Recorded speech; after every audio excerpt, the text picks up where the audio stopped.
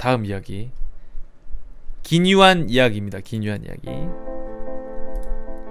요거 보도록 하겠습니다. 빛바랜 마지막 러브레터. 흥민아, 귀신들이 신화하는 것들 궁금하지 않냐? 이런 이야기 보면 별로 궁금하진 않아. 왜냐면 이 미스테리 컨텐츠 하다가 귀신 얘기 자주 하면 머리 지끈거려요. 뭐 주변에 있는지 모르겠는데 머리 아파. 그거 하면 안 돼. 가끔씩 존나 좀 약간 좀 계속 귀신 얘기 하고 내 썰들 풀다 보면 머리 존나 지끈지끈거려. 그거 계속 얘기하면 안 돼. 자, 빛바랜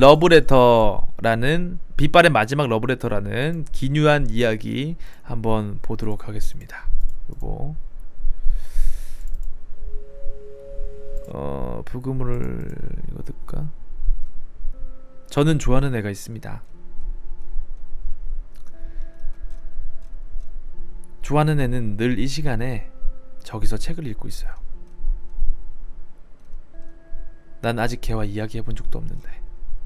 도서위원을 맡고 있는 짝사랑 중인 여학생. 여학생이 좋아하는 상대는 매일 같은 시간에 도서실에서 책을 읽는 남학생입니다. 걔는 굉장히 폭력적이고 차갑고 늘 혼자였다. 남학생은 다른 학생들과 잘 싸우는 싸움장으로 차가워서 주위에 친구가 없는 고독한 아이였습니다. 나카자와 오사무. 도서 카드에 써있는 이름을 보고 오사무라는 남학생의 이름을 알게 되었습니다.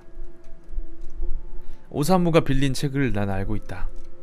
아무도 빌리지 않는 카를 힐티. 깊은 사상을 지닌 스위스의 철학자. 전부 11권. 여학생은 도서 카드를 보고 남학생에게 다가갈 수 있는 방법을 생각해냅니다. 오사무에게 책을 빌려가줘서 고마워. 아무도 빌려간 적이 없는 책이라 책도 기뻐할 거야. 끝까지 다 읽어줬음 해. 에리코. 그건 남학생에게 쪽지를 주는 것. 여학생은 끝에 자신의 이름을 썼던 것을 지웁니다. 그리고 그 쪽지를 남학생이 읽고 있는 책 사이에 끼워둡니다. 다음날 수업이 모두 끝나고 알았어. 끝까지 읽을게. 이게 우리의 기묘한 편지의 시작이 되었다. 도서실에 간 여학생은 남학생이 끼워둔 답장을 발견하고 기뻐합니다. 답장 고마워. 네가 책을 좋아할 줄은 몰랐어. 별로 그런 건 아니야. 어쩌다 이 책에 관심이 있었던 것뿐. 카를 힐티가? 응. 보니까 늘 혼자던데? 남과 겉으로만 떠드는 게 불편할 뿐. 동급생들이 무서워하는 남학생과 쪽지를 주고받는 여학생. 오사무는 무뚝뚝하고 자신에게 솔직하다. 난 아직 그 애와 말해본 적이 없다. 하지만 쪽지에서 뿐이었습니다. 요새 뭐 좋은 일 있지? 그다지? 근데 너 3반에 오사무라고 알아?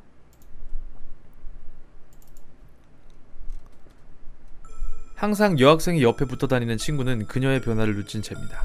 이유는 알지 못하지만 갑자기 남학생이 이야기를 해서 여학생은 놀란 토끼눈을 하고 쳐다보는데 또 쌈박질을 했나봐. 완전 위험인물이야. 친구도 없는 것 같고 그런 애가 나중에 세상을 떠들썩하게 할 범죄자가 되지 않겠어? 남학생을 험담하는 친구. 남학생의 장점을 아는 여학생이지만 친구 앞에서는 반박할 용기는 없습니다.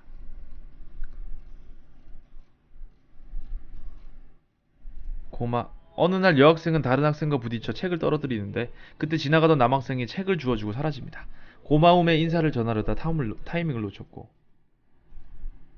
그 책은 11권. 그걸 다 읽으면 난 이제 어디에 편지를 넣어야 하지? 난 아직 오사무와 얘기를 해본 적이 없다. 좋아하는 사람이 있나? 난 있어. 근데 아직 말해본 적이 없어. 걔는 남을 다치게 하고 자기도 다치고 난 책이 좋고 책을 소중히 여기는 마음 착한 그 애가 좋아. 분명 걔는 무뚝뚝한 것일 뿐 사실은 다정한 사람이라 묻고 있어. 용기를 내고 싶어.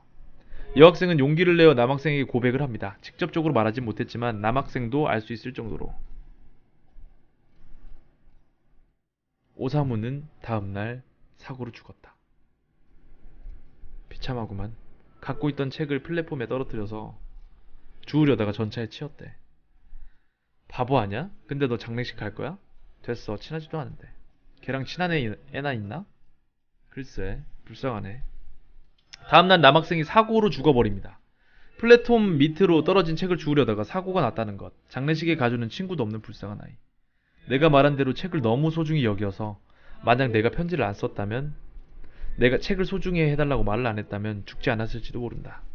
미안해. 여학생은 자신이 말한 책을 소중히 여기는 마음 착한 그 애가 좋아라는 것을 말한 것을 후회합니다. 그 후 피투성이의 남학생이 도서관에 나타난다는 소문이 떠돌았고요. 그건 분명히 내 책임이다. 오사무는 날 원망하고 있어. 그 학생들 사이에서 도서실에 피투성이가 된 남학생이 떠돌고 있다는 소문이 나돌고 그 후로는 도서관에 들어갈 수가 없었다. 도서위원도 관뒀다. 여학생은 죄책감에 도서위원을 관둡니다. 그 후로 반년, 마지막으로 꼭 가봐야겠다고 생각했고 도서실에 졸업하기 전에 도서실에 한번 가보기로 합니다. 어디가? 설마 그만둬. 오사무? 그동안 여학생에게서 이야기를 들었는지 도서실에 가는 여학생을 말리는 친구. 그때 남학생이 지나가는 듯한 환영이 보입니다. 멈춰 에리코. 안돼. 가면 안돼. 왜? 걔는 널 저 세상으로 데려가려는 거야. 아냐. 뭐가 아냐? 아냐. 미안하구나 메구네. 난 아직 그 애랑 얘기해본 적이 없어. 얘기하고 싶어. 남학생과 마지막 대화를 나누기 위해 친구를 뿌리치고 도서실로 가는데 오사무?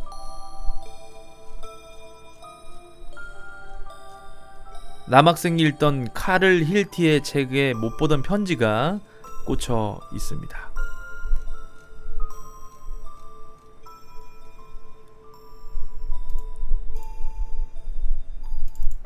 나도 좋아하는 애가 있어. 걔랑 아직 말해본 적은 없어. 사실 책을 좋아한 게 아니었어. 그저 네가 관심을 가져주길 바라서 도서실에 간 것뿐. 늘 널 보고 있어. 뭔가 지금과는 다른 뭔가가 시작될 것 같아. 편지를 받았을 때 정말 기뻤어. 고마워. 이게 마지막 편지야. 이걸 읽으면 만나서 얘기할래? 에리코에게.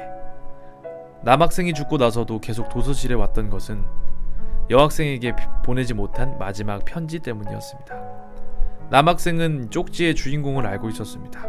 그리고 여학생만의 짝사랑이 아니었습니다. 이게 좋아하는 사람과의 마지막 러브레터. 난 그 애와 얘기해 본 적이 없다.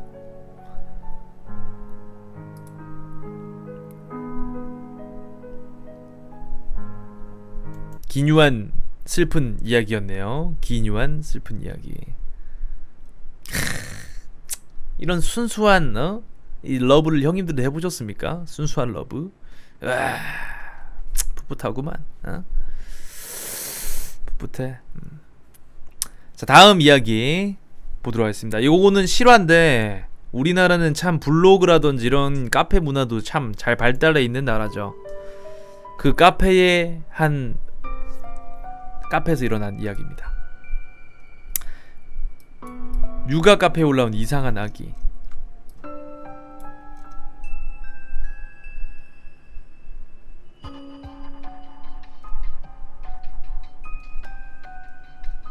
오늘 날씨가 너무 추워서 내복을 입혔어요. 유진이 오기 전에 미리 이마트에서 할인 왕창 받아 아주 저렴하게 구입한 내복을 입혔어요. 사진을 찍으려고 하는데 자꾸 카메라에 와서 풀 사진 실패. 유진이의 모습이라는 제목으로 한 육아맘 카페에 올라온 글. 게시물에는 한 아기의 엄마가 유진이라는 이름의 아기의 일상생활을 찍어 올린 모습이 담겨 있었다. 하지만 여러분들도 눈치채겠지만 아기의 상태가 조금 이상하다는 것을 알 수가 있다. 유진이 눈에 처음 보는 것들이 너무 신기한가 봐요. 이리저리 한번 둘러보고 엄마 한번 보고 웃고 또 이리저리 둘러보고. 아기의 모습은 누가 봐도 마치 죽은 사람처럼 생기가 없는 모습이었다. 그러나 실제 아기와 소통하는 것처럼 너무나도 태어난 게시자의 반응에 기괴함마저 느껴진다. 이에 이상함을 느낀 카페 회원들도 계속하여 의문을 제기하게 되는데 결국 글 게시자는 해당 글을 삭제하고 카페를 탈퇴해버린다. 울 유진이에요. 생각보다 크기가 큰 것 같아요. 무게도 신생아같이 나가고 왔을 때 모습이에요. 택도 안 뗀 옷을 입고 왔어요. 울 유진이 귀엽죠? 그렇다면 과연 그녀는 누구고 그녀가 찍어 올린 유진이라는 아이는 누구일까?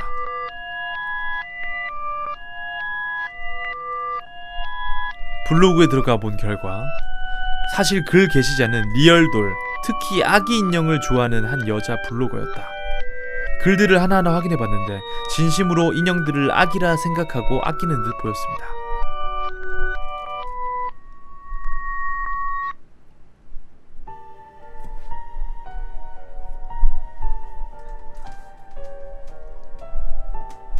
자,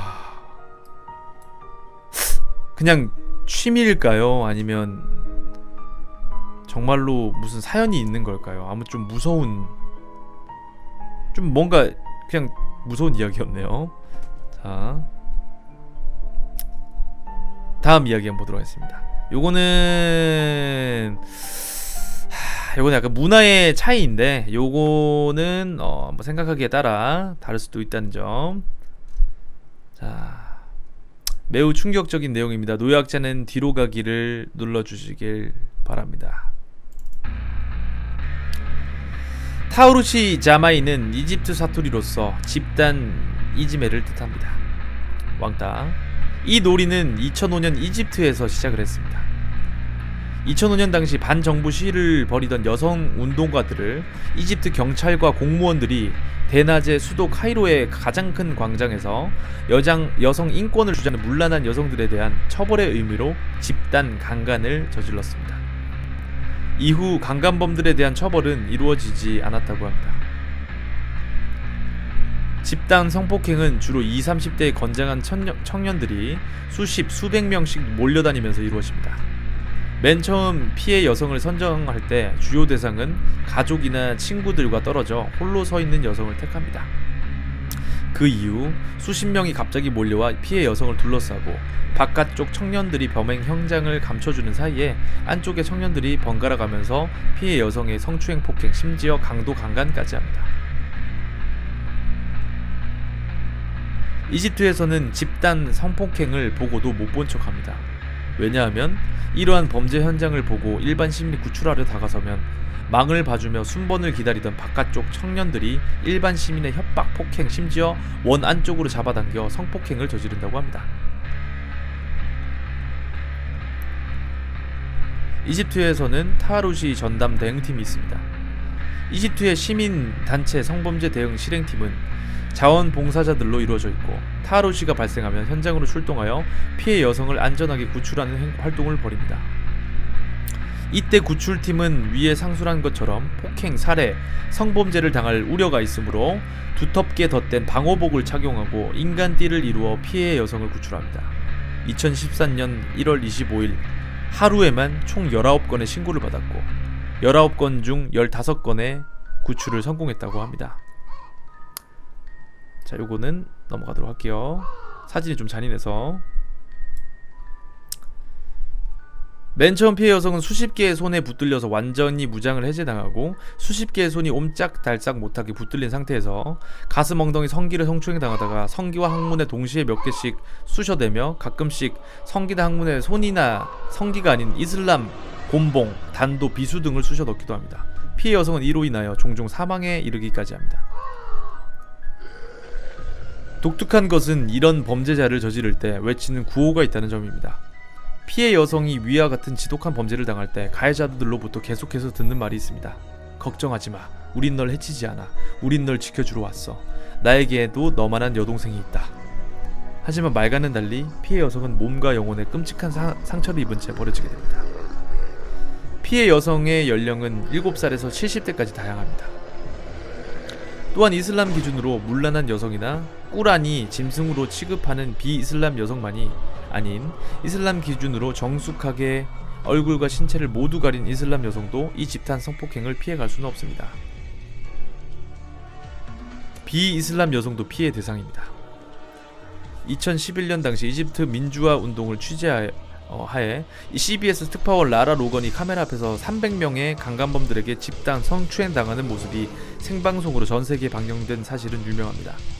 그녀는 당시 현지 스태프들에게 주변에 접근하는 군중들이 그녀를 향해 부적절한 언어로 추행하고 있으니 자리를 피하라고 경고를 받았지만 안타깝게도 도망갈 기회를 놓치고 말았는데, 카메라의 배터리가 다 닳았음을 눈치챈 군중들 일부가 그녀가 유태인 이스라엘 사람이라며 선동했고, 카메라와 휴대폰을 빼앗긴 직후 이윽고 300명의 강간범들에게 약 25분 동안 둘러싸여서 이리저리 잡아당겨지다가 성추행 및 폭행을 당하기 시작했는데, 지옥같은 시간이 흐른 후 멀리서 일단은 군인들이 달려와 강간범들에게 곤봉세례를 날려서 포위가 풀렸고, 군인들이 그녀를 머리 위로 끌어올려 간신히 구출할 수 있었습니다.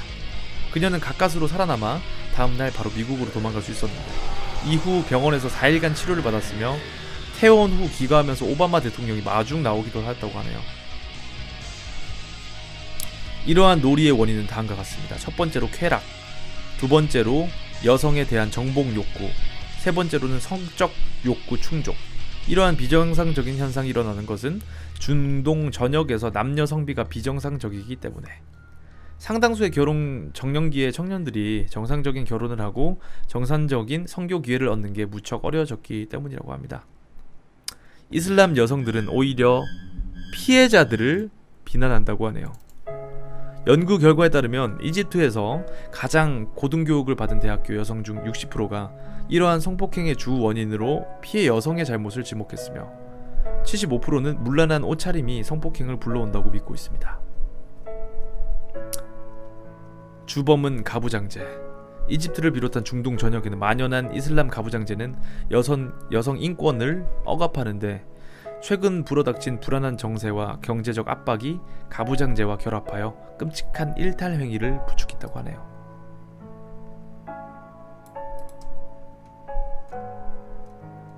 아무튼 뭐 이런 내용이었습니다.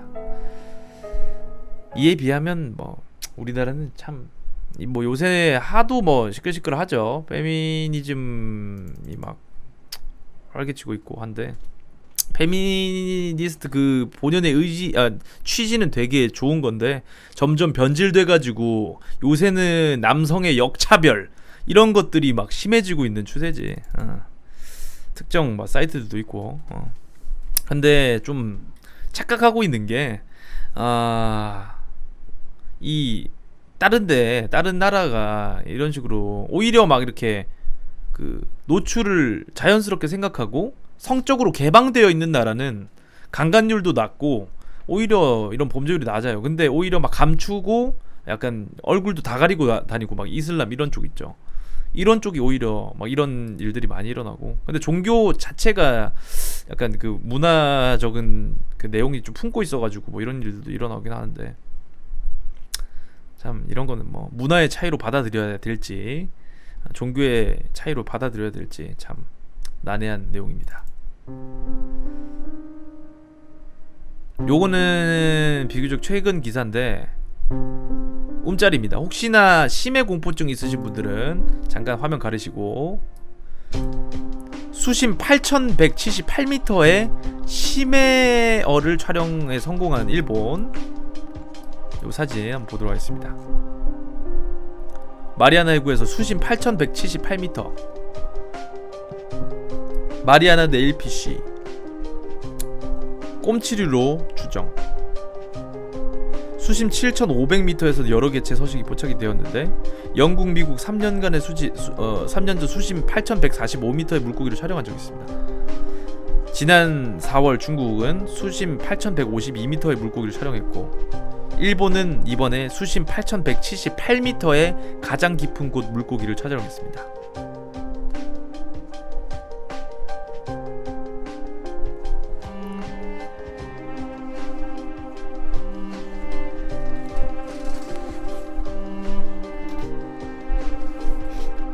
현존 세계 기록보다 더 높은 일본에서 기록을 세웠네. 수압 때문에 이게 수압이 커가지고 심해는 아직 관측되거나 발견된 사례가 많이 없죠. 신기하게 생겼다. 약간 봉줄이 닮았네. 자, 다음 이야기 보도록 하겠습니다. 400년 전 무덤 속 편지 내용들입니다.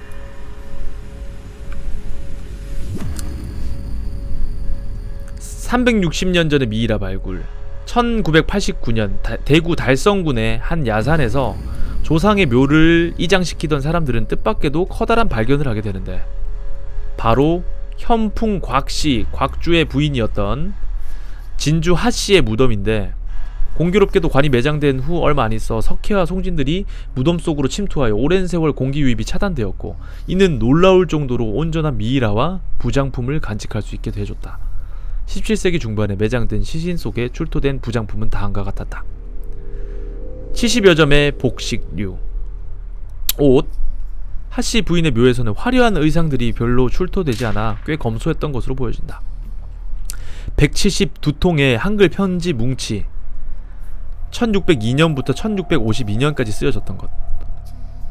그리고 손톱, 발톱을 깎아 모은 전대 주머니. 특히 길이 30cm의 전대 주머니 안에는 아래와 같은 깎은 손발톱을 창호지로 돌돌 말아 날짜까지 써서 보관을 했는데, 이는 하씨 부인이 시집을 와서 40년 넘게 모아온 평생의 손발톱으로 부모에게 물려받은 육체는 손발톱이라도 함부로 버려서는 안 된다는 당시의 유교적 신념이 어느 정도였는지 느끼게 해주는 단면이었다. 더러워하는데 이거 옛날에 우리 조상들은 다 모았어. 왜냐면 이제 머리카락도 안 잘랐잖아. 부모에게 물려받은 것들은 절대 이제 버려서 안 된다는 이런 유교적인 사상이 있었기 때문에 우리는 머리카락도 이제 안 했죠. 그리고 일제간정기 때 단발령 들어서면서 이제 근대화 시작되고 이제 그 머리 같은 거 바뀌고 했지. 만약 아니었으면 우리나라 문화는 아직도 머리 기르고 미용사라는 직업 자체가 없었지 않을까요? 이 무덤의 부장품이 학계에서 주목을 받는 이유는 바로 엄청난 양의 한글 편지 때문이다. 대략 1602년에서 1652년까지 약 50년 동안 씌어진 것이란데, 이 중에 100통은 남편이 아내에게 보낸 것이었고, 나머지 출가한 자식들이 하씨 부인에게 보낸 편지들이었다. 이런 게 무려 172통이나 완벽하게 보관되었으니 실로 조선시대 통틀어 가장 방대한 양의 편지문 발굴이었고, 그동안 왕실의 역사에만 치우쳐져 우리가 잘 알 수 없었던 당대 사대부가 양반들의 일상적인 생활 모습을 파악할 수 있게 해주는 매우 희소가치 높은 유물이었다고 합니다. 무덤 속 주인공은 어떤 사람이었나? 하씨 부인은 158cm의 보통 체형, 당시 여성으로서는 키가 상당히 큰 편이었다고 합니다. 현대 여성으로 치면 170 정도. 남편인 곽주는 현풍 곽씨의 19세 손이라고 하는데, 임진왜란 당시 활약한 곽제우의 오촌 조카라고 합니다. 곽주 역시 임진왜란 때 의병으로 활동했다고 합니다. 곽주는 먼저 부인과는 사별을 하고 40살이 넘어 하씨 부인과 재혼을 하게 된 것인데, 부인과는 대략 20살 정도의 나이 차이가 있었다고 합니다. 부부의 생물 연도는 1569년, 하씨 부인은 1590년, 65세 나이, 49세 나이. 이랬으니 곽주가 죽고 하씨 부인은 40여 년을 청상 과부로 살아갔을 것이다. 왜 곽주는 부인한테 그렇게 편지를 자주 썼나? 곽주와 하씨 부인이 결혼 생활을 한 것은 불과 7년 정도밖에 안 되는 싶은데, 하지만 그 사이에 하씨 부인은 3남 3녀를 낳게 되었고 대략 매년 하나씩 낳았던 셈이었던 것이었습니다. 하지만 곽주에게는 사별한 부인에게서 낳은 장성한 아들이 있었는데, 아들은 하씨 부인과 비슷한 나이였고 결혼을 해서 곽주를 모시고 살았기 때문에 아무래도 둘 사이는 많이 불편했던 모양. 옛날 전처에 사별한 전처의 아들이 와이프랑 동갑이야, 거의. 조선시대 때 일어났던 일입니다. 그리고 아들은 새엄마가 자기랑 동갑인 거지. 자, 아무튼 고로 400년 전 기록이 후대에 고스란히 남겨진다라는 것은 한마디로 로또 당첨과도 같은 일이었던 것이었습니다. 편지 내용은 잠깐 알아보도록 할게요. 아이들 데리고 잘 갔어. 아직 기별을 몰라 걱정이네. 나는 지금 무사히 있네. 이 옷이 말총으로 인해 더러워져 입지 못하게 되었으니 내일 빨아서 모레까지 보내서. 무명 한 필 반이면 넉넉히 이불을 만들 수 있을 것이니 빨리 만들어 자도록 하소. 몸에 병이 들게 생겼는데 무엇을 아낀단 말인가. 자네가 병이 들면 자식들은 어떻게 하겠소. 잔말 말고 어서 만들어 입으소. 일꾼을 부리는 방법을 설명해주는 편지. 면화를 주변 친지들과 노비들에게 나눠주도록 지시하는 편지. 큰 댁에 18근, 고란댁에 12근, 다릭 어미한테는 15근을 주도록 하소. 한꺼번에 주지 말고 일하는 모양새를 봐가면서 여러 번에 걸쳐 조금씩 주도록 하소. 신기하네. 아무튼 요런 편지의 내용이었습니다. 자, 이거는 편지에 있던 그 음식 찬상 그런 내용이었고, 아무튼 이건 쭉 그냥 상세한 내용입니다. 이런 것도 스킵하고, 자, 이 사실, 이 유장품으로 알게 된 사실들. 당시 양반들은 깎은 손발톱을 평생 보관했다는 점, 당시 남자들은 집안일에도 세세히 관여를 했다는 점, 선비들은 공부하러 절에 갔고 담례로 스님들한테 술상을 대접했다는 점, 아무리 집안 형편이 안 좋아도 손님을 모시는 데에는 최선을 다했다는 점, 당시 포도주는 포도로 빚은 술을 지칭하는 게 아니었다는 점, 당시 잡채에는 당면이 들어가 있지 않았고 당면 대신에 나물이 들어갔다는 점, 출산할 때 아이를 매끄럽게 잘 낳으라는 의미로 참기름을 마셨다는 점, 조선 후기 기녀들이 쓰는 가리마는 원래 양반 부녀자들이 예를 갖출 때 쓰던 모자였다는 점, 당시에도 돌잔치 때 돌잡이를 했다는 점, 당시에는 남녀 7세 부동석은 지켜지지 않았다는 점, 당시에 여자도 제사를 지냈다는 점, 평생의 과업이었던 과거 시험도 당파 싸움보다는 중요하지 않았다는 점, 당시 한글은 여인들이 자식들에게 가르쳐줬다고 합니다. 신기하죠? 이 유물의 발굴로 인해서 이러한 사실들을 알 수 있게 되었다고 합니다. 존나 신기하다. 와, 이거는 진짜 역사적인 값어치가 엄청날 것 같아. 그쵸? 요거는 약간 이제 과학적인 글이었고, 이번에 살펴볼 내용은 DC의 한 실화 썰입니다. 요건 엄청 긴 썰인데, 엄청 길진 않네. 이거 다른 썰이네. 다른 또 썰들 몇 개 좀 찾아봤거든요. 무서운 썰들이 좀 많아서. 토요일 저녁 때 딱히 할 일이 없어서 침대에 누워서 뒹굴거리다가 책을 봤거든. 그러다가 나도 모르게 잠이 들었어. 아버지는 어디 가셨고 엄마랑 누나는 8시에 저녁운동 간다고 나가면서 내가 잠들어 있으니까 내 방이랑 거실이랑 집안에 불 다 끄고 나갔나봐. 1시간쯤 잤나? 엄마랑 누나가 운동 갔다 와서 거실에 불 켜고 분주하게 움직이길래 잠에서 살짝 깼지. 근데 피곤하고 졸려서 계속 눈 감고 누워있는데 엄마가 씻으러 화장실 들어간 사이에 초인종이 울리는 거야. 나는 귀찮기도 하고 집에 올 사람도 없으니까 잡상인 같길래 계속 누워있는데 누나가 인터폰을 확인하더니 누구세요? 하는 거야. 그래서 침대에 누운 채로 듣고 있었는데 문 밖에서 뜬금없이 치킨 배달 왔습니다 이러는 거야. 나는 자고 있었는데 좀 이상하긴 했지만 누나가 그냥 문 안 열어줄 거라고 생각하고 그냥 계속 있었는데 누나가 막 내 방문을 두들기면서 야, 네가 치킨 시킨다, 빨리 돈 내고 받아라 이러는 거야. 그래서 나는 치킨 시킨 적 없다고 대답하고 그냥 누워 있었더니 누나가 현관문에 대고 우리 집 치킨 시킨 적 없어요 이러니까 문 밖에서 여기 103동 204호 맞잖아요, 치킨 분명히 주문 들어왔어요 이러면서 문을 쾅쾅 두들겼어. 그냥 누나가 쌩깠으면 될걸 현관문을 살짝 열어서 저는 나갔다가 방금 들어왔고 제 동생은 안 시켰다는데요? 이렇게 말하더니 갑자기 그놈이 현관문을 벌컥 열고 들어오는 소리가 들리더라. 치킨 시켰으면서 왜 안 시켰다고 거짓말해요. 큰 소리로 막 이렇게 떠들면서 거실로 그 새끼가 들어오는 소리가 들리는 거야. 뭔가 이상하다 싶어서 침대에서 벌떡 일어나갖고 내 방문을 열면서 씨발 안 시켰다는데 뭔 소리야? 하면서 뛰쳐나갔더니 그 새끼가 내 덩치 보더니 뒤도 안 돌아보고 막 뛰어서 내려가더라. 우리 집이 2층인데 여자 둘만 집으로 들어오고 거실에 불이 켜지니까 집에 여자들만 있는 줄 알고 그 새끼가 쫓아 들어온 듯. 손에 치킨 봉투 같은 것도 안 들려있더라. 너희도 배달 왔다고 초인종 누르면 절대 바로 문 열어주지 말아라.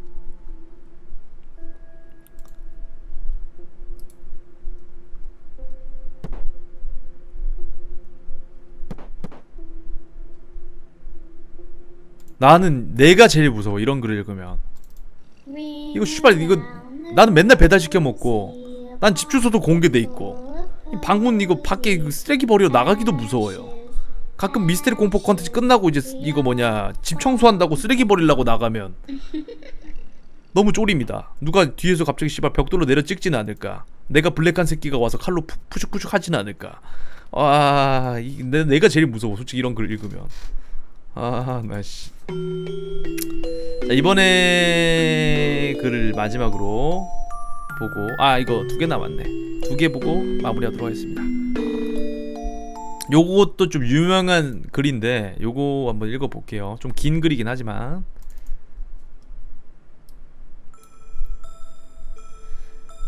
지금 꼬꼬마 스레더, 이거 뭐 어떤 사이트 그 용칭인 것 같네, 명칭인 것 같네.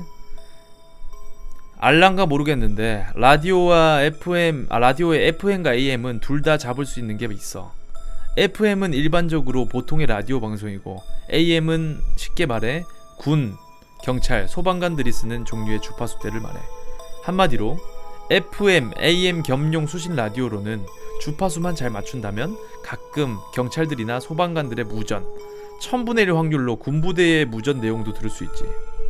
GOP에서 복무한 사람들 중에는 공감하는 사람들이 있을 거야. GOP 초소에서 몇 걸음 앞이 바로 휴전선이니 그곳에서 라디오 주파수만 잘 잡으면 가끔 북한 라디오 방송을 들을 수 있는 거랑 같은 맥락이지. 그러면 이제 여기서 하나 흥미로운 가설이 등장해. 어떠한 목적으로 특정 대상 혹은 불특정 다수에게 전파를 보내면 그것이 닿을 때까지 혹은 닿은 후에도 계속 메아리처럼 몇십 년이고 몇백 년이고 떠돈다는 거. 몇 년 전에 영화에도 나왔었지. 이게 컨택트일 거라마? 이게 컨택트 내용 아닌가? 2차 대전 당시 히틀러가 자신이 연설하는 장면이 있는 주파수를 우주로 쏘아 보냈었고, 그것이 몇십 년 후 미국의 한 연구소로 다시 송신되어졌다는 거. 이론과는 약간의 차이가 있지만 대충 엇비슷하다고 생각하면 돼. 지금으로부터 1년 전 한참 군인이었을 때야. GOP를 철수하고 나서 이게 뭐죠? FEBA 빼바 지역에서 한참 훈련과 젖병이를 치던 때였어. 당시 상병이었던 나는 재수가 더럽게 없던 관계로 통신병을 하고 있었어. 그때 내가 들고 댕기던 무전기가 P땡땡땡이라고 네모난 박스처럼 생긴 좀 큰 무전기야. 암튼 그걸 메고 작전 지역인 산속에서 훈련을 하고 있었는데, 당시 작전 지역이었던 산속에 좀 깊고 음침한 지역들이 곳곳에 있었거든. 그런 곳에 있다 보면 필연적으로 무전이 안 터질 때가 있어. 그럴 땐 혼자 궁시렁거리면서 나무들이 상대적으로 작은 곳을 찾아가서 안테나를 끝까지 다 세우고 교신을 할 때가 있어. 그때도 그런 잣같은 경우가 생겨버리는 바람에 소대원들은 조금 떨어진 혼자 본대와 교신하려고 무전기를 쪼물딱거리니, 그때도 그런 경우가 생겨버리는 바람에 소대원들이랑 반복이네요. 혹한의 해질녘이라 어둑어둑한데 혼자 산속에서 소대원들과 떨어진 곳에서 무전기를 쪼물딱거리는데 나도 참 그땐 더럽게 겁이 없었던 것 같다. 그런데 이놈의 무전기가 생각보다 더럽게 안 터지는 거야. 그래가지고 어디 문제가 생겼는지 보려고 메고 있던 걸 땅에 내려서 이것저것 살피면서 조작하다가 버튼 하나를 눌렀는데 그때 무전이 갑자기 터지는 거야. 이게 무전이 들어오면 칙 하는 소리가 먼저 들리고 말소리가 들리는데, 귀에 무전기 키를 대고 그 소리를 들으면 소리가 커서 깜짝 놀랄 때가 있어.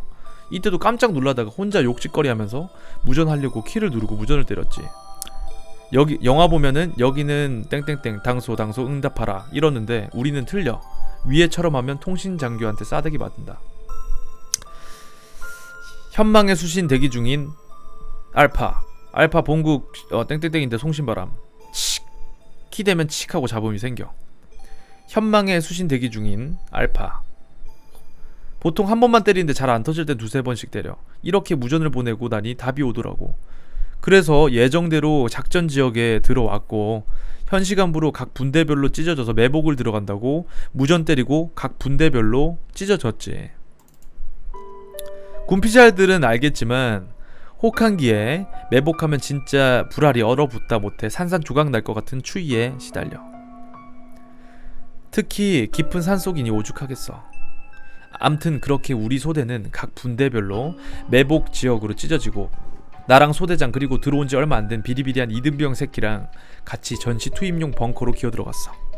원래 가면 안 되는데 훈련 상황이고 또 추우니까 몰래 들어가는 거지. 벙커에 들어가고 얼마 지났을까.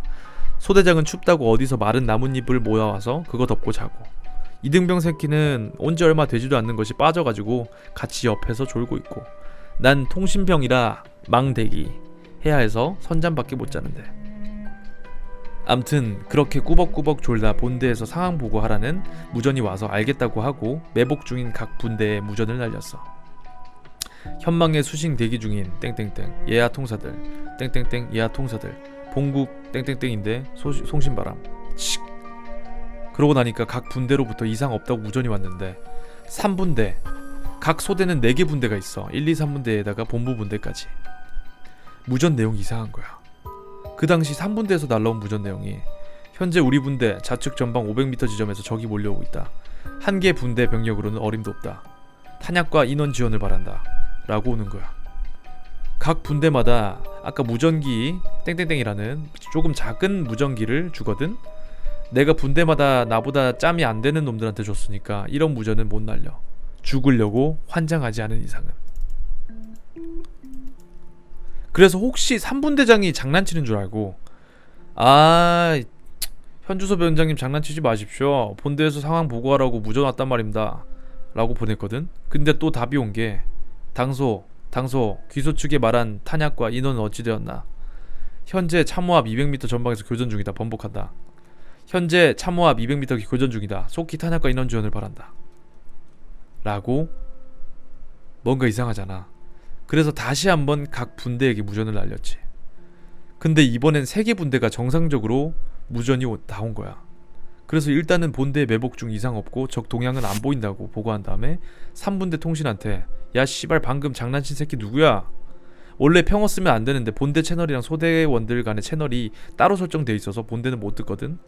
소리치니까 그놈은 쫄아가지고 자기가 계속 망대기 하고 있었고 이상 없다고 답신 보낸 뒤로는 무전을 안 만졌다는 거야. 그래서 씨발 3분대장이 장난치고 입막음 하는 거구나. 그렇게 생각하고 그냥 넘어갔지. 그러고 나서 30분 정도 있었나? 갑자기 무전이 들어오는데 상당한 잡음이랑 같이 왔었어. 야 이 미친 새끼야 중대감 바꿔 빨리 바꿔 이 새끼야. 이게 소리가 어찌나 큰지 잠자던 소대장까지 일어나서 나를 보는 거야. 소대장이 나보고 뭔 소리냐고 누구 무전이냐고 막 물어보고 난 뭐라 설명해야 할지 머리 굴리고 있었는데 다시 한번 무전이 와. 야 통신병 빨리 땡땡땡 중대장 바꾸라고. 우리 중대장 이름도 아니고 우리 대대 중대장 중에 저런 이름은 없거든. 소대장이 멍하게 있다가 어디서 오는 무전이냐고 물어보는 거야. 그래서 지금 소대 채널로 맞춰져 있다고 하니까 무전기 키 낚아채더니 어떤 새끼가 장난치는 거냐고 막 뭐라 역정을 내다가 무전기 분대장들이 관리하고 현 시간부로 1분대부터 다시 총원이랑 이상 유무 보고하고 장난치면 죽여버린다고 했어.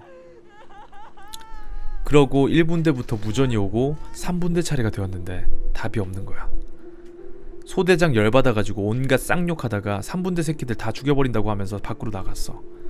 그렇게 소대장 나 이등병 셋이서 3분대 매복 지역을 갔는데 이 새끼들이 이등병이고 뭐고 할 거 없이 다 자빠져서 자고 있는 거야. 소대장 열이 받아가지고 애들 군합발로 걷어차면서 이 씨발 새끼들이 다 빠졌다고 애들 존나 바른데 진짜 살벌하더라. 그렇게 3분대 애들 자다가 갑작스럽게 존내 얻어맞고 좀 진정한 소대장이 방금 무전기로 장난친 것들 누구냐고 3부대장 너냐고 막 윽박질렀지. 그런데 하는 소리가 대박이더라. 혹한기 때는 너무 추워서 배터리가 종종 빨리 닳아버리는 경우가 많거든. 3분대 무전기도 일찌감치 꺼져 있는 거야. 언제 꺼졌냐고 물어보니까 매복 들어가기에 가고 얼마 안 돼서 나가버렸다고 하더라고. 그럼 그 이상한 무전은? 3분대에서 온 보고는? 난 이해가 안 가서 착각일 거라고 3분대 무전기를 체크해봤는데 진짜로 켜자마자 삐빅거리고 꺼지더라고. 소대장이 이제 타겟을 바꿔서 네가 졸다가 무전을 잘못 건드린 거 아니냐길래 내 거 무전기를 내려서 다 보여줬어. 채널이랑 다른 상태들. 당연히 정상일 수밖에 없었지. 그래서 소대장이랑 나랑 둘이 얼빠진 표정으로 있을 때 내 무전기에서 다시 무전이 들어오더라. 잡음과 뭔가 터지는 소리가 들리면서 땡땡땡 땡땡땡 지역으로 후퇴한다. 나랑 3분대원 10명 소대장 2등병 전부 얼어서 정신 못 차리다가 소대장이 키 낚아채서 수화자 누구냐고 물어보는데도 오로지 잡음과 총성이 터지는 소리랑 같이 땡땡땡 지역으로 후퇴할 테니 그쪽에서 합류하자라고만 하더라. 소대장이 작전 지도 달라길래 지도 꺼내서 좌표 확인했는데 씨발 지금 쓰면서도 소름 돋는다. 지도상에 좌표 확인하고 나서 나 존나 심각하게 무슨 병 걸린 사람처럼 덜덜 떨면서 소대장한테 말했어. 저 소대장님 지도상의 좌표 땡땡땡땡땡 지금 3분대 매복지 그러니까 지금 저희가 있는 곳인데 말입니다. 내 말에 너나 할 거 없이 전부 다 비명 지르면서 매복지에서 뛰쳐나가고 나만 그 자리에 얼어 있었어. 그러다가 무전이 또 들어왔는데 당소 최초 위치에서 현 위치로 합류 완료. 반복한다. 최초 위치 땡땡땡에서 현재 위치 땡땡땡으로 합류 완료. 현재 생존 분대원 4명 속히 탄약과 인원 지원 바란다. 현재 파악된 적은 중공군 약 2개 중대이다. 현재 땡땡땡 지역은 중공군이 점령하였다. 속히 탄약과 인원 지원을 바란다. 이상.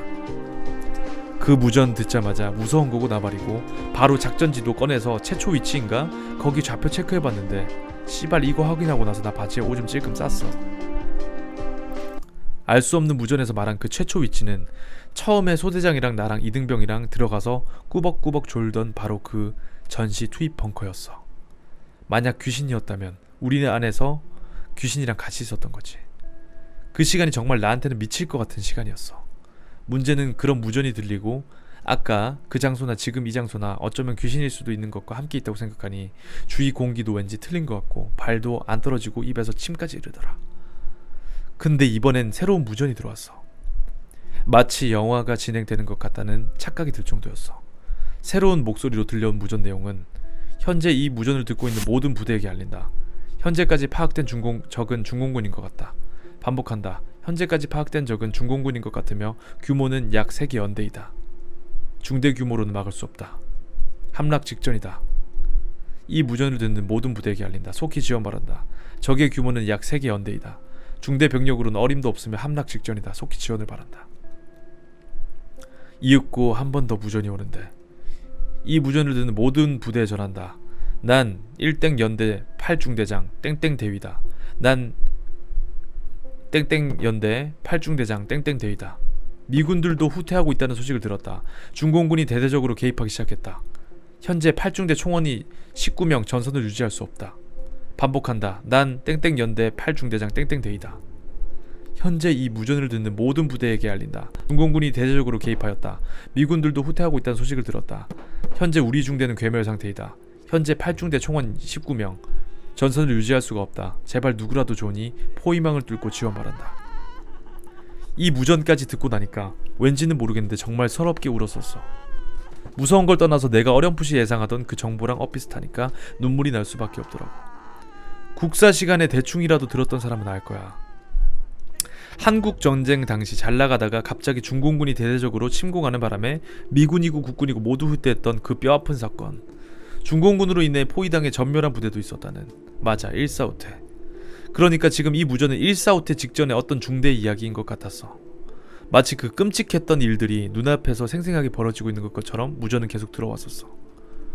무전기의 음성은 화를 내기도 누군가에게 빌듯이 호소하기도 하면서 자신들을 구해달라는 무전을 계속 날리고 있었어. 그러기를 수십 분, 난 그저 울면서 무전기의 내용을 듣기만 하고. 왜 울었는지는 모르겠어. 가슴이 탁 막힌 것처럼 답답하고 이유 없이 서러워지고 눈물이 나더라고. 그렇게 있기를 수십 분, 최후의 내용을 듣고 난 울다가 쓰러졌어. 내용을 미루어 볼 때 1사 후퇴가 진행되는 상황이었나봐. 그러니까 날이 바뀌었다는 소리지. 현재 우리는 포위된 상태이다. 더 이상 지원을 바랄 수 없는 처지이다. 8중대장 대위 땡땡땡, 학도 지원병 땡땡땡, 2등 중사, 알파, 상등병 땡땡땡, 1등병 땡땡땡 이상 8중대 총원은 5명은 옥새의 각오로 이곳이나마 사수하겠다. 현재 이 무전을 듣는 부대는 속히 퇴각하길 바라며 우리는 계속 국군의 건승을 기원하겠다. 이상 땡땡 연대 8중대장 땡땡 이하 4명 이상. 그 무전을 마지막으로 더 이상 어떠한 소리도 들리지 않았고 난 미친 듯이 울다가 쓰러졌어. 일어났을 때는 대대 의무실이었고 훈련이 끝난 상황이었더군. 그러니까 이틀을 그렇게 누워있었던 거야. 군의관은 탈진의 동상으로 그랬다고 하더구만. 내가 쓰러지던 그때 내 울음소리를 들은 소대장이 3부대장이랑 같이 왔을 때 난 무전기를 끌어안고 쓰러져 있었다고 해. 작전 지도에는 좌표 2개가 그려져 있었고 그 위에 잊지 않겠습니다 라고 적혀 있었는데 글씨체로 봐서는 내가 쓴 것 같았대. 그렇게 2주를 더 의무대에 있다가 상담하러 오신 행보관님한테 그날 일을 살짝 이야기를 하니까 부대의 연역표를 보여주시던데 거기에 그 사람들 이름이랑 그 중대장 사진이 있더라고. 참 얼마나 눈물이 나려던지. 그 후에 의무대에서 퇴실한 그날 바로 PX에 가서 냉동이랑 먹거리 몇 개를 사서 부대 막사 뒤쪽에 간 다음에 그날에 그살이 보이던 방향으로 음식을 넣고 속으로 빌면서 절을 하고 했었어. 그리고 한 달 뒤였나? 새벽 탄약고 근무가 있어서 나갔는데 그때 심심해서 FM이랑 AM 수신 다 되는 라디오를 들고 왔거든. FM 듣다가 지루해서 AM으로 바꾸고 이리저리 돌리다가 그날의 그 목소리를 아주 짧게 들었어. 고맙더라고. 찰나의 시간이었고 다시 지직거리는 잡음과 내 귀에 들려왔지만 마음만은 상당히 편했었어. 여기까지가 내 이야기야. 아침에 문득 그분들이 생각나서 가벼운 마음으로 투고를 해봤는데 어떨지는 모르겠다. 끝에 약간 좀 주작 같긴 한데.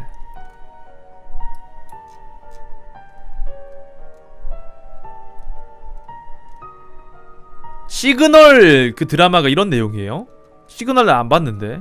시그널이 이런 내용이야? 재밌겠네.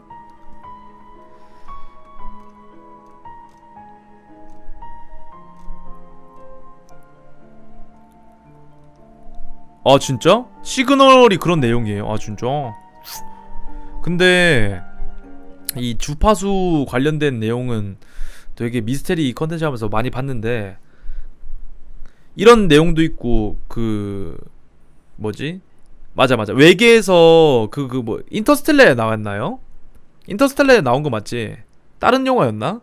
그 마션이었나? 아무튼 그 외계에서 계속 이제 뭐 어떤 일정한 주파수가 나오길래 거기 갔더니 알고 보니까 우리가 즐겨 듣던 팝송 노래 그거였고. 그거 기억나시나요?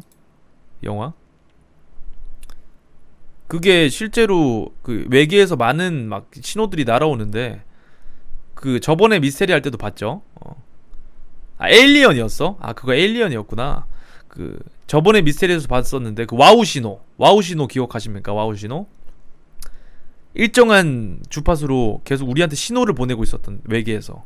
약간 그런 것들 보면 약간 이것도 약간 일어날 수 있을 것 같지 않을까. 실제로 나사에서는 저기 뭐냐 우주로 신호를 엄청 보내고 있다고 하죠. 매년.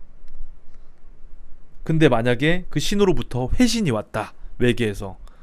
존나 소름 아니야? 혹시 몰라. 벌써 회신이 왔는데 우리한테는 공표 안 한 걸 수도 있지. 다음 이야기 마지막으로 보도록 하겠습니다. 야, 나 방금 개소름 돋는 거 봄. 어느 글에서 어떤 여자애가 우리 오빠 화장함 개웃김 이렇게 올려서 댓글이 예쁨? 이거였는데 그 글쓴이가 답글로 노노 그거 말고 죽어서 태우는 거 있잖아 화장 이렇게 얘기했다. 개무서워 씨발.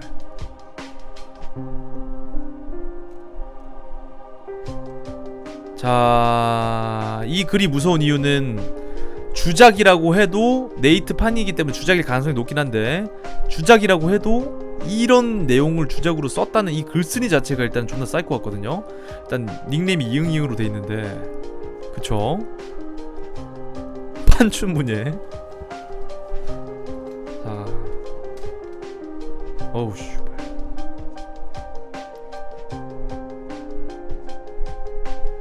이거 그때 본 건가? 잠깐만. 마지막으로 이거 보려고 했는데 이거 봤던 글인가? 이거 혹시 중복이 된 건지 아닌 건지 좀 봐주세요.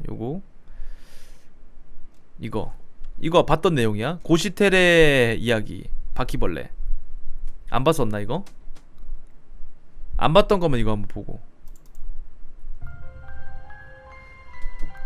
고시텔 거주인들이 하도 바퀴벌레가 나온다고 해서 모두 퇴실시키고 연막형 바퀴약 살포를 하고 방 확인을 하는데 그중 한 거주인의 방 상태가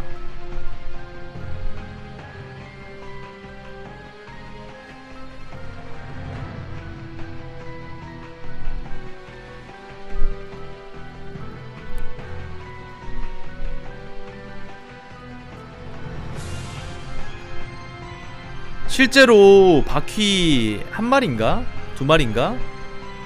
한 마리가 이제 알을 까면 이 정도 바퀴벌레가 있다고 하죠.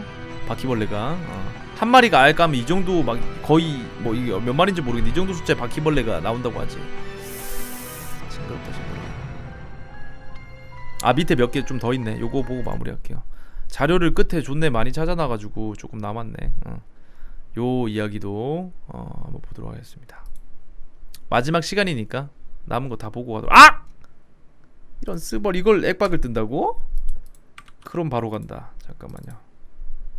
이게 액박이 뜬다고? 오케이, 살렸다. 살려버렸죠?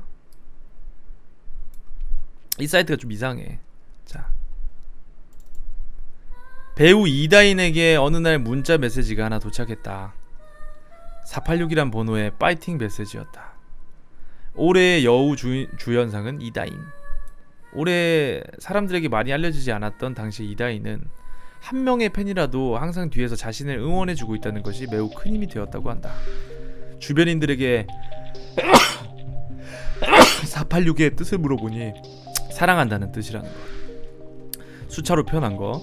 그것을 듣고는 팬이 정말 고마워졌다. 그런데 초심의 팬심은 어디로 가고 이상한 쪽으로 변질되어 갔다. 빨간 드레스를 입고 출근한 이다인의 핸드폰으로 날아온 문자 한 통.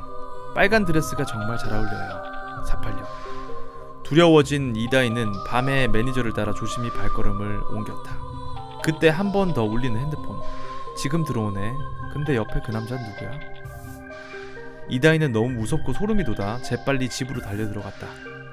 다음날 이다인은 스토킹 때문에 전화번호를 변경을 했다. 마음을 놓고 있는 그때 또 한 번 핸드폰이 울렸다. 이다인은 말 못할 아시는 분들은 스포 좀 그만하세요. 제발 좀 스포충들아. 제발. 그 순간만큼은 마음을 푹 놓으면서 생각했다. 집이라는 쉴 곳이 있어서 다행이라고. 이다인은 피로를 풀기 위해 샤워를 하고 나왔는데 그 순간 한 번 더 핸드폰이 울렸다. 다름 아닌 번호 486의 메시지였다. 그 메시지는 영상 메시지였고 열어보기가 두려웠다. 하지만 실체가 궁금한 이다인은 폰을 열고 동영상을 재생했다. 삐에로 가면을 쓴 남자가 뱅글뱅글 돌며 자신의 모습을 영상으로 담은 것. 이다인은 순간 정신이 혼미해지고 말았다. 그곳은 바로 이다인의 집 베란다였기 때문이다.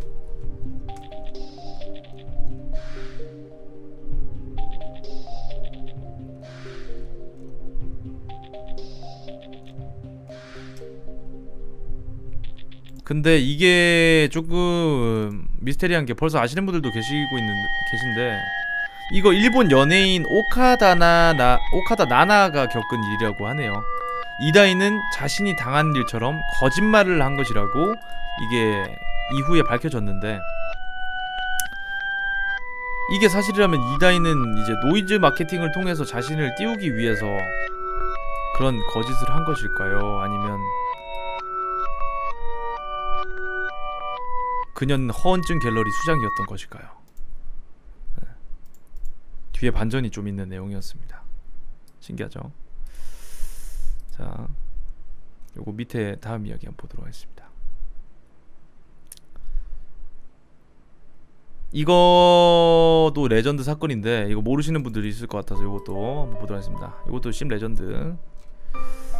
이건 영상도 있어요. 이건 노카펠라이시라 한번 같이 보도록 하겠습니다. 안녕하세요. 일단 이 글을 쓰면서도 손이 떨리고 몸이 떨려 죽겠습니다.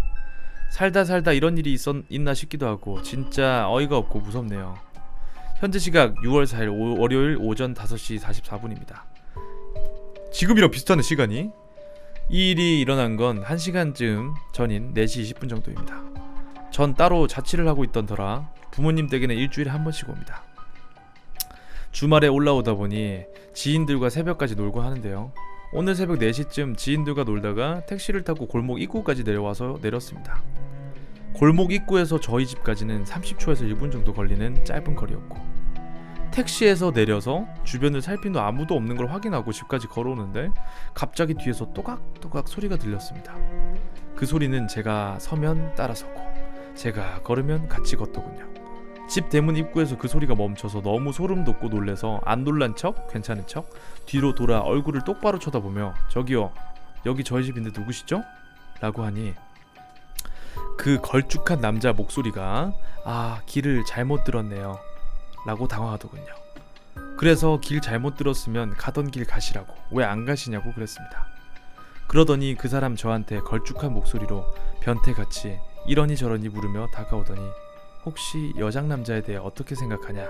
내가 지금 여장을 한 건데 이런 거 괜찮게 생각하냐? 혹시 좋아하진 않냐? 라고 물어봅디다.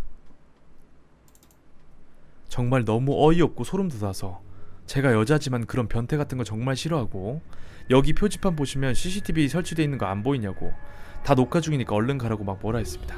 그랬더니 순순히 가더군요. 하지만 그게 간 게 아니었어요. 동영상에 나왔을지 모르겠지만 골목 끝에 그림자가 사라져야 하는데 사라지질 않았습니다. 제가 있던 곳이 저희 집이 아닐 거라고 생각해서 숨어있던 건가 대문을 열쇠로 따고 닫기 직전까지 골목 끝을 봤지만 그쪽에 없어야 할 그림자가 없어지질 않고 그 길로 들어와서 경찰에 신고를 하고 경찰의 주변이 돌아보는 동안 엄마와 CCTV 녹화한 거를 둘러보고 집 주변을 한번 살피고 왔네요. 최근에 이런 신고가 좀 있었다고 하네요. 두어 시간 지난 지금도 너무 놀라고 소름 돋고 뭐라 말할 게 없습니다. 제가 만약 무서워서 벌벌 떠는 게 보였거나 제가 있던 그 자리가 진짜 집이 아니었다면 지금 이렇게 글을 쓰고 있었는지는 모르겠네요. 진짜 여성분들 늦은 시간이나 새벽에 집에 가실 때 꼭 택시 타고 집값까지 가시고 택시 기사님한테 집 들어가는 거 좀 기다려 봐달라고 하세요. 그리고 여자분들 뒤에 여자가 따라온다고 해서 안심하지 마시고 미심쩍으면 얼굴 한번 더 자세히 보시기 바랍니다. 생전 톡이나 드라마에서만 보던 여장 남자 변태가 뒤에서 따라오다니 정말 소름 돋아서 잘 수가 없습니다. 이 사람 인상착의는 동영상에 나와 있고 제 키가 170에 힐도 신었는데 저보다 키가 더 컸습니다. 이 여름에 긴팔 자켓에 레깅스 같은 거에 킬 부츠까지 신고 있었고요. 딱 봐도 남자 걸음걸이에 남자 말투에 남자 목소리였다고 하네요. 이 영상 한번 보도록 하겠습니다.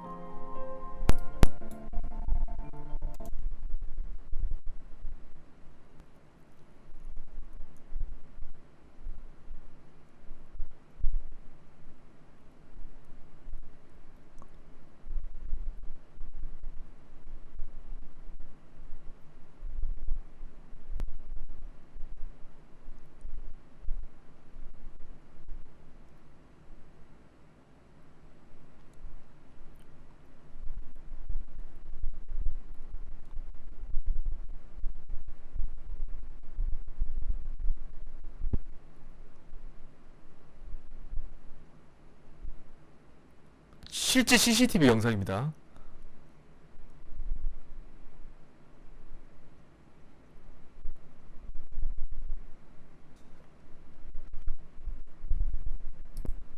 자, 이렇게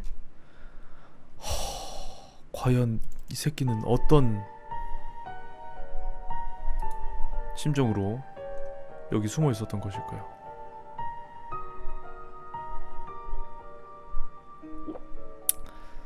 아니 개 못생겼잖아 개빡치네 하는데 저거 남자야 임마. 여자 아니야. 여장 남자야.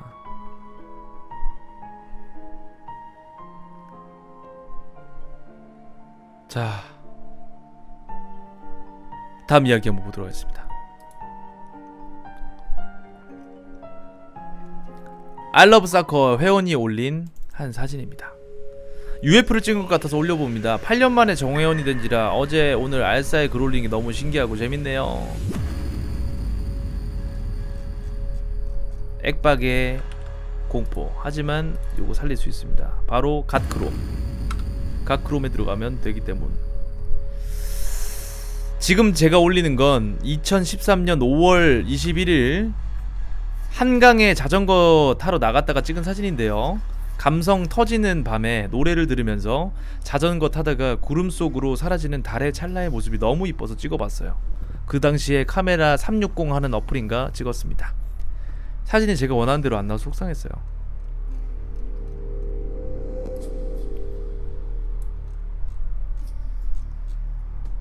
이렇게 3번 연속으로 샤샤샥 찍었어요. 그런데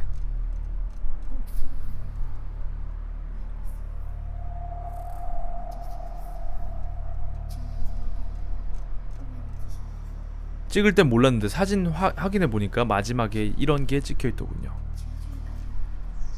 천호 이동에서 합성 아님을 밝히기 위해 이 사진을 올리는 게 도움이 될지 모르겠는데 카메라 360 어플을 썼더니 찍은 장소가 뜨더군요. 그 당시에 페북에도 올렸더니 친구들 반응이 합성이라는 애도 있고 세상에 이런 일이 나가라는 애들도 있더라고요. 그런데 정말 맹세하고 합성이 아님을 밝혀요. 아직도 신기해서 가끔 사진첩을 뒤져서 보는 사진입니다. 친구 중에 가로등 아니냐는 친구가 있었는데 사진 밑에 비치는 불빛이 가로등이고요. 그리고 각도상 가로수 등일수가 없어요. 5개월이 지난 사진이지만 신기해서 올려봅니다. 이거 뭐죠 진짜? 근데 나도 초등학교 때 이런 적 겪은 적 있어. 엄마랑 같이. 그것도 내가 먼저 본 게 아니라 엄마가 먼저 봤어요. 초등학교 때 부산 사시는 분들은 아시겠지만 온천천 이 공원이 있었어요. 지금도 있지만 온천천 공원이 이제 밤에 저녁 한 7, 8시쯤이었나? 그때 이제 걸으면서 운동을 하고 있었는데 온천천 저기 하수처리장 쪽으로 이제 끝에 지금은 길이 다 이어져 있는데 예전에는 길이 안 이어져 있었거든요. 예전에는 거의 거기 연산 구동 쪽이 끝이었어. 하수처리장 가기 전까지만 길이 있어가지고 딱 그쯤에서 봤었는데 거기서 이제 엄마가 갑자기 야 아들 저거 봐봐 이래갖고 저거 UFO 아니야? 하면서 하늘을 봤는데 이런 게 아니었어. 그냥 별 크기였는데 별보다 좀 밝고 조금 동그라미 컸었어. 그게 이렇게 몇 번 움직이다가 사라지더라고요. 이렇게. 그리고 엄마랑 한 1분 가까이 쳐다보고 있었어. 그래갖고 우리 얘기를 들은 주변 사람들도 하늘을 보면서 저게 뭐지? 하면서 같이 봤었던 기억이 나거든요. 아니 보통 이제 뭐 해성 떨어지면 이렇게 떨어지거나 이렇게 가로로 휙 이렇게 가잖아. 그리고 비행기나 비행물체면 이렇게 일정하게 움직이거나. 근데 하늘에서 이런 식으로 막 이렇게 막 불규칙하게 빛이 막 움직이다가 1분가량 움직이다 사라지더라고. 그래갖고 엄마랑 그때 얘기하면 아직도 그게 UFO 아닐까 엄청 신기해하고 그런 내용으로 얘기를 하고 합니다. 존나 신기했어 그때. 근데 뭐 얘기해줘봐야 사람들 안 믿으니까. 근데 우린 엄마랑 나는 아직 기억해요. 그때 그거 신기하죠? UFO는 내가 봤을 때 아무래도 진짜 있을 것 같아. 자, 이거는 어떤 사람이 기묘한 꿈 만화를 만화로 기묘한 꿈을 꾸었는데 그걸 만화로 그린 이야기입니다. 어떤 실제 이야기. 평소에 꿈일기를 쓰고 기괴한 꿈을 자주 꾸는 편인데 어제 꾼 꿈을 만화로 그리면 더 기억이 오래 남을 것 같아 한번 그려봤습니다. 그리고 나니 하나도 무섭지 않게 돼버렸지만 실제로는 더 길고 이상했던 꿈입니다. 꿈일기를 편하게 하던 대로 음순체로 쓰다 보니 무의식적으로 만화도 음순체로 그리게 됐습니다. 그래서 웃기지도 모르지만 혹시 해몽하실 줄 분이 계시면 한번 해몽 좀 해주시면 감사하겠습니다. 대부분 꿈에 항상 나오는 존재가 있는데 꿈을 관장하는 주관하는 아무튼 제가 신이라고 이름을 붙인 인물이 꿈마다 등장을 해요. 자각몽이든 아니든 무의식 중에 저건 신이다 깨닫게 되고 자각몽일 때는 컨트롤이 안 되는 유일한 인물이라서 이게 뭔지도 알고 싶고. 일단 꿈에서 나는 이상한 숲을 계속 거닐고 있었어. 근데 뭐가 자꾸 떨어짐. 알고 보니 나뭇가지들이 다 초콜릿이라 녹아내리는 거였어. 열심히 그걸 받아 먹으면서 가는데 내 뒤에 오던 어떤 남자가 나무를 통째로 먹는 거임. 그리고 그 사람은 점점 몸이 녹아서 나중에는 초콜릿 나무와 한 몸이 됨. 그걸 본 나는 입맛이 떨어져서 초콜릿을 피하면서 갔음. 아무튼 그 숲을 벗어나니 휑한 연못이 나온 거임. 그리고 연못 위에 신이 둥둥 떠 있었는데 꿈속의 나에겐 그 신이 굉장히 아름다워 보였어. 얼굴은 잘 안 보였고 목이 비정상적으로 길었고 웃고 있었는데 이빨이 가지런하고 빽빽히 나 있었어. 소매에 가려서 손은 안 보였고 발가락이 2갈래. 그 신이 나에게 이야기를 하기 시작했어. 대충 자기 애완동물 먹이가 부족한데 네가 그 먹이가 되어달라는 어처구니 없는 부탁이었다. 미쳤어요? 나는 대충 이런 표정으로 대답을 했고 그러니까 신이 그 애완동물을 불렀는데 손가락도 2갈래였다. 그러자 갑자기 숲풀 속에서 애완동물이 나왔는데 그 모습이 꽤 기괴했던 게 얼굴은 내 얼굴이었는데 뒤집혀 있었고 배는 임신한 것처럼 나왔고 팔다리가 바뀐 채로 관절을 꺾으면서 기어나오는데 이빨 가는 소리가 꼭 나를 잡아먹으려는 것 같았어. 존나 도망치고 싶었지만 신이 너무 예뻐서 도망가기 전에 꼭 얼굴을 봐야겠다는 생각이 들었고 그래서 머리카락을 딱 거두려는 찰나에 그게 거울이라는 것을 깨달으면서 꿈에서 깼다. 깨고 난 뒤에도 난 얼굴을 만져보고 나서 현실인 걸 깨달았고 그만큼 리얼하면서도 기이한 꿈이었다.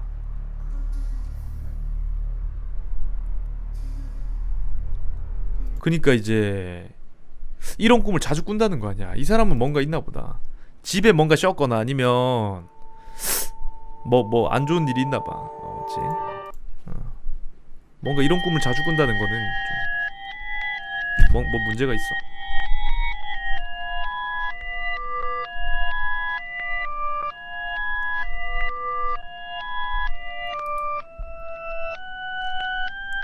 이것도 액박이네.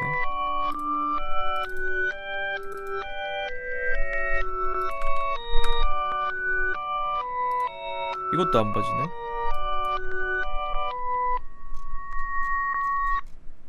이것도 잘렸네요. 이 사이트가 버그 때문에 자료들이 좀 많이 잘려. 자, 2개만 남았네요. 마지막 2개입니다. 이제 미스테리 공포 다음 시즌을 기약하면서 마지막 2개 읽고 마무리하도록 하겠습니다. 마지막 이야기. 어떤 DC, 어떤 분이 만화로 그린 실화, 늦은 밤의 손님. 이 자료는 제가 웃긴 대학 공포 게시판에서 읽었던 글 중 가장 괜찮았던 글 하나를 만화로 재구성한 것입니다. 우리 국어 선생님 친구가 군대에서 후임병한테 들었다는 얘기인데, 그 친구분이 전역을 한 3달 앞두고 있는 시기였습니다. 전역할 날 카운트다운만 하고 있었는데 신병이 들어왔더랍니다. 선생님 친구분이 그 신병 얼굴을 보니까 왠지 얼빵해 보인다고 해야 하나?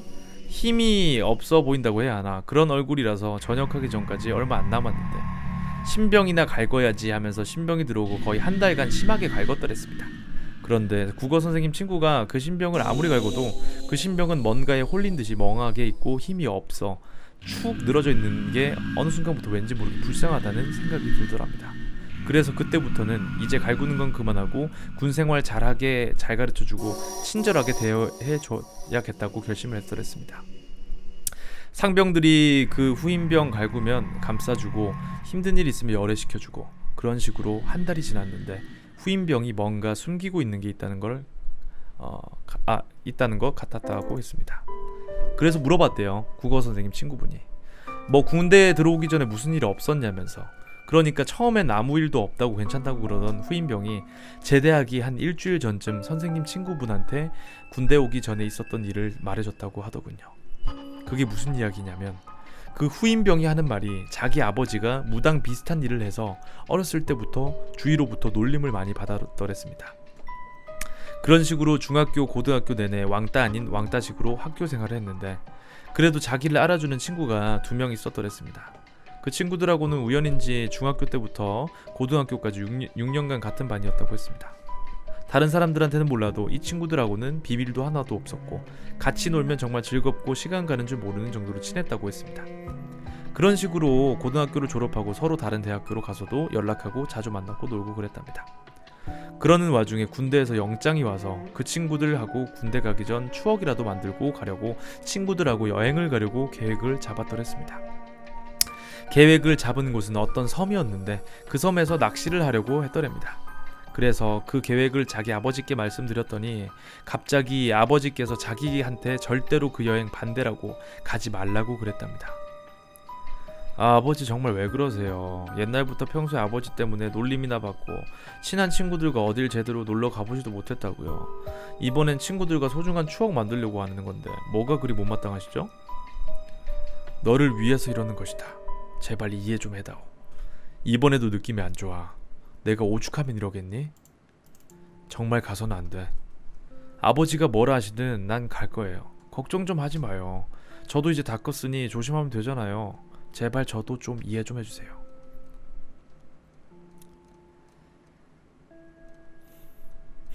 이걸 바꿔라. 그리고 여행지에서 누가 시키는 대로 행동해선 절대 안 된다. 명심하거라. 네네, 그럴게요. 아버지께서 또 이러시는구나. 이거는 이 다른 사람이 이걸 읽은 다른 사람이 그림으로 만든 거야. 만화로. 이게 원래 썰인데. 그럼 아버지, 저 당분간 현중이네 집에서 있다가 여행 가려고요. 알겠다. 너무 걱정하지 마세요. 가면 전화해 드릴게요. 그래, 네 엄마한테 말해놓으마. 무리하지 말고 그럼 갔다 오너라. 이틀 후. 군대 가기 전에 이렇게 또 같이 모이니 정말 좋지 않냐? 그래, 가서 재미나게 놀고 오자. 그래. 자, 그럼 내일 출발하니까 술 적당히 마시자. 뭐 빼먹은 거 없나 체크하고 빨리 자는 게 어때? 전화해봤는데 날씨가 하도 험해서 배가 출항을 못한다는데. 그럼 하는 수 없지. 우리 동네에 조금 떨어진 사람 없는 산골에 괜찮은 낚시터 있는데 거기 가자. 비가 좀 그치면. 그래, 어차피 우리 낚시하러 가는 거니까. 이 정도 비면 맞아도 괜찮으니까 슬슬 가보자. 경치 좋으네. 그럼 준비하자. 아버지, 저희 날씨가 이상해서 멀리 안 가고 그냥 주변에 산골 낚시터에 왔어요. 누가 시키는 것을 절대 하면 안 된다. 알겠어요. 조심할게요. 그럼 끊을게요. 너희 아버지께서 너무 걱정하시는 거 아니냐? 괜찮아. 별일 없을 거야. 낚시 그만하고 들어와서 술이나 마시자. 정리 좀 하고 있어. 갈게. 마시고 있어. 많이 잡은 건 아니지만 만족해, 그치? 응, 우리 맛있게 먹자. 술 떨어졌네. 더 마시고 싶은데. 술 더 사오자. 누가 갈 건데? 갔다 오는데 왕복 2시간이 걸릴 텐데. 글쎄 어떡하지? 2명이 남아있고 1명이 사오기로 할까? 아니, 아무래도 텐트가 안전하니까 1명이 남아있고 2명이 갔다 오기로 하자. 그럼 누가 남아있게? 영수야, 네가 남아있어. 나랑 현중이랑 둘이서 갔다 올게. 영수야, 텐트 잘 지키고 있으라. 안주도 사올게. 현중아, 태식아 조심해서 갔다 와.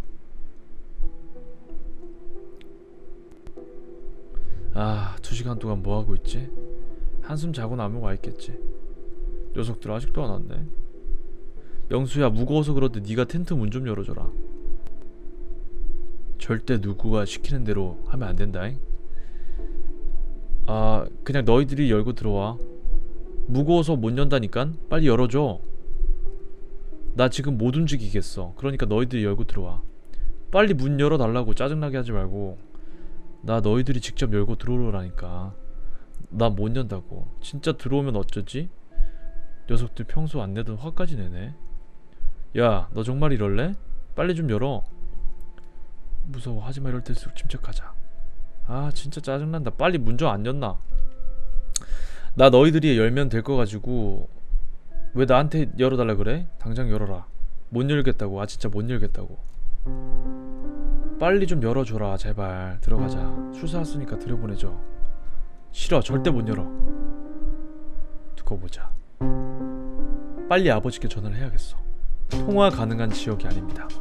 뭐라고? 아침까지만 해도 잘 터지던 폰이.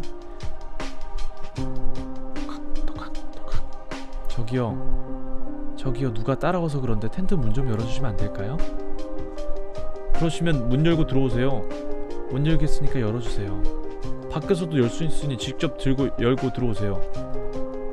그냥 열어주시면 안 될까요? 밖에서 열 수 있다니까요. 얼른 열어주시죠. 부탁해요. 왜 못 여시는데요? 직접 열고 들어오시면 되잖아요. 열어주세요.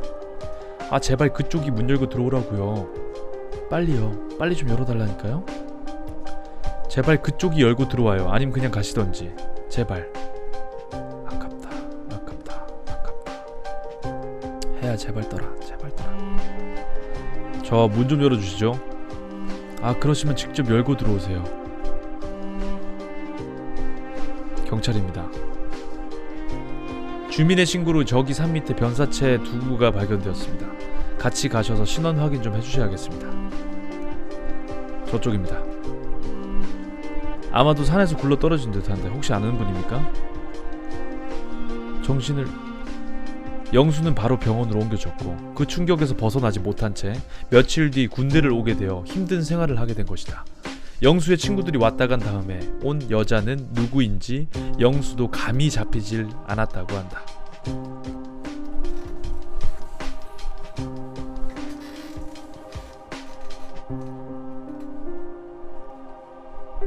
그러니까 직접 못 열었던 그 친구 2명도 귀신이었고 뒤에 찾아온 여자도 역시 귀신이었던 것 같네요.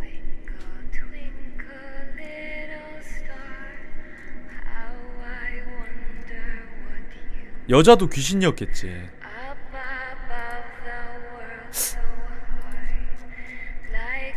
근데 옛날부터 어른들도 얘기를 하는데 낚시터 같은 데 가면 그 낚시터도 그 양식 그 일부러 인공으로 만든 낚시터 말고 유명한 그냥 이제 뭐 낚시터들 있죠. 낚시하러 사람들 많이 가는데 그런 데 가면 귀신 많이 본대. 물귀신도 그렇고 가끔 물고기 입에 막 머리카락도 뭉치 같은 거 막 이렇게 막 딸려오는 거 막 그런 것도 있고 막 그렇대요.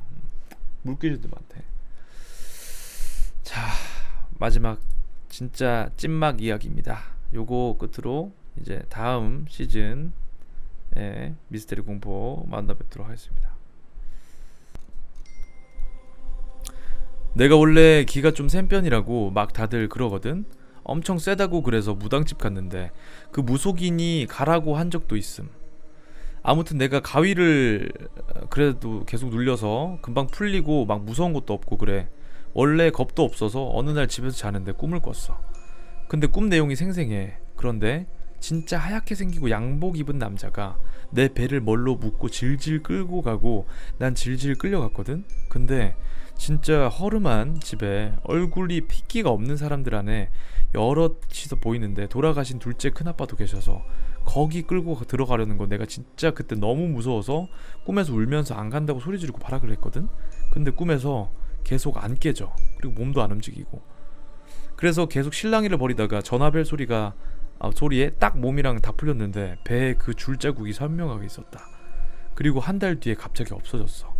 그리고 그 없어지기 전 한 달까지 밥도 못 먹고 그래서 엄마가 뭔가 이상하다 싶어서 점집을 데리고 왔는데 저승사자한테 끌려갔다가 온 거래.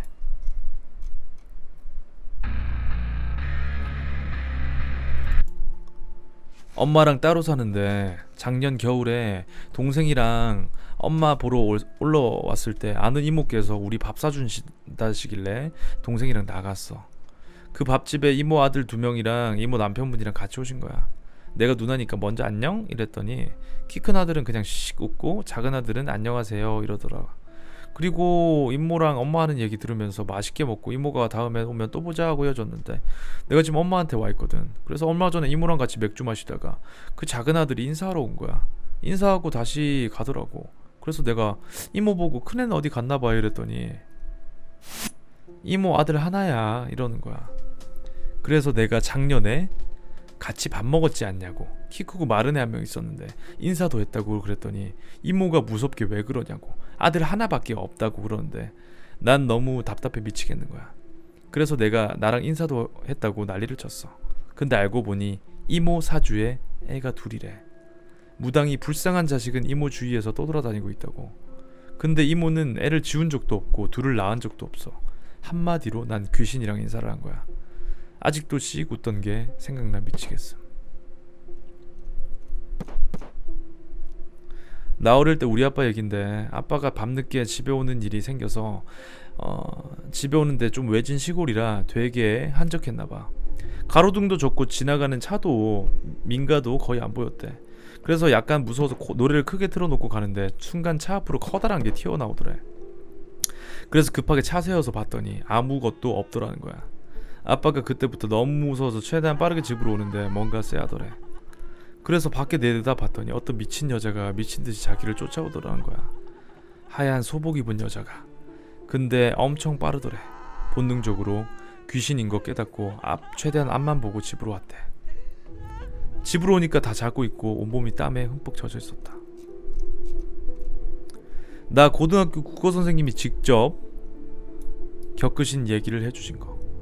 쌤이 대학 다닐 때 친구랑 자취하려고 방을 알아봤는데 가격에 비해 괜찮은 방이 있었대. 그래서 그 방에서 사는데 남자들이 다 보니 거의 매일을 자취방에서 술을 마셨다고 함.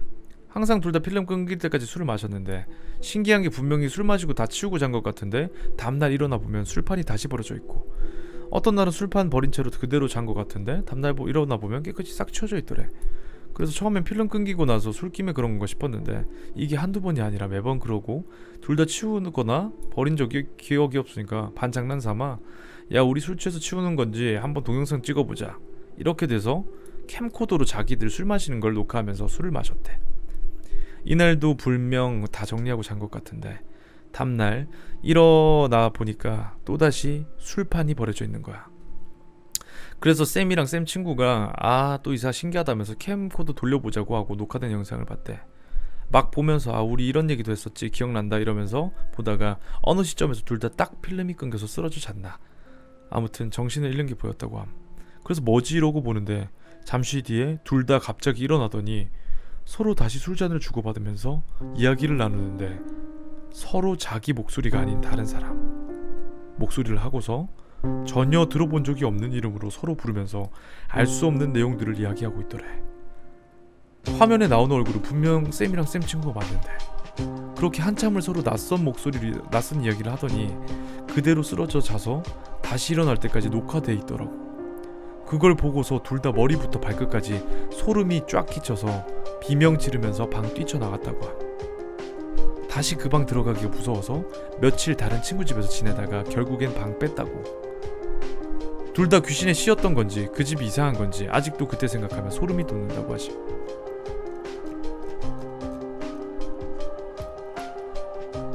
밤에 우리 가족 다 모여서 비디오 빌려서 보고 있었어. 불 다 끄고 소리 빵빵하게 해서 우리 가족 취향의 액션이랑 막 뭐 터지고 그런 영화였는데 누가 초인종을 누른 거야. 인터폰으로 누가 모자를 쓰고 있었는지 앞머리를 내고 얼굴을 푹 숙이고 있었는데 얼굴은 안 보이게 해서 보이더라고. 그런데 밤이니까 엄마나 아빠 중에 나갈 줄 알았는데 안 나가니까 내가 나가려고 그랬어. 근데 내가 원래는 항상 누구세요? 이거 인터폰으로 하는 교육을 엄청 잘 받아서 항상 아는 사람도 인터폰으로 물어보고 인터폰에 문 여는 기능이 있으니까 문으로 안 가는데 그날따라 문을 바로 열고 싶은 거야. 그래서 문 쪽으로 가는데 현관 슬리퍼를 신으려는데 엄마가 너 어디가? 그래서 내가 누구 왔잖아 그랬어. 근데 엄마가 오긴 누가 와? 알고 봤더니 그날 친할머니 제삿날인데 날짜를 잘못 알고 안 챙긴 날이었다고 합니다.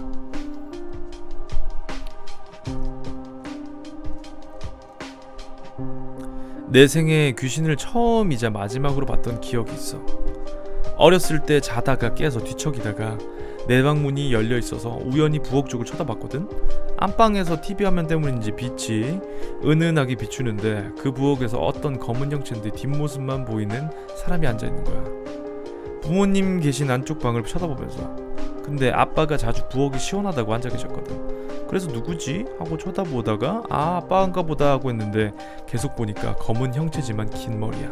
엄만 짧은 파마머리인데 그 순간 소름 쫙 돋으면서 눈 감고 고개를 마구 흔들었거든. 꿈인가 싶어서. 근데 다시 눈 떠보니까 내 방문 앞에 있더라. 안방문 근처 부엌에서 앉아있었던 뒷모습 그대로.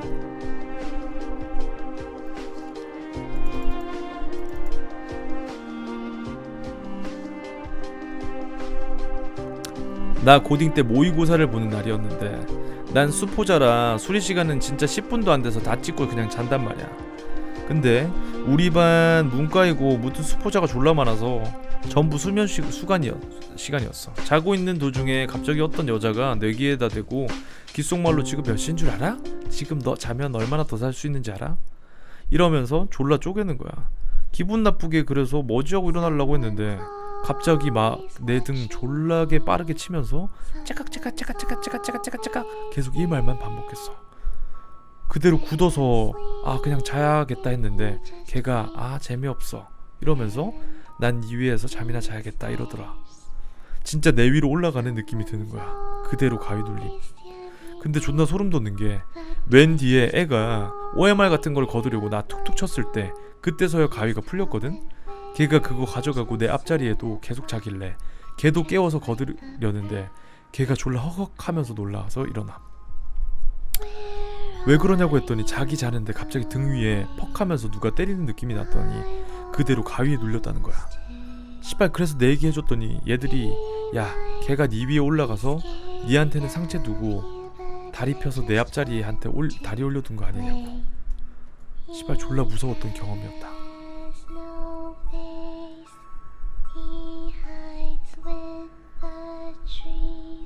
자 이렇게 해서 마지막 소리였습니다. 흥민아 컨텐츠 중에 미안한데 공방길 댓글에 김봉준 유튜브 영상 귀신 소리 들린다고 누가 적었던데 확인해보자. 그거 한두 번도 아니고 한 거지나 4-5번 이상 들렸어요. 여자 웃음소리랑 여자 뭐 이렇게 신음소리 같은 게 들렸는데 제가 민지씨한테 따로 이제 무튜브한테 따로 물어봤는데 민지는 아니래요. 귀신이겠지 뭐. 그 재거리 형이랑 합방했었을 때도 나왔었고 나랑 있었을 때도 나왔었고 아무튼 자, 공포 미스테리는 여기까지 하고 다음에 또 재밌는 자료들과 함께 찾아뵙도록 하겠습니다. 어디 있어? 고생하셨고요.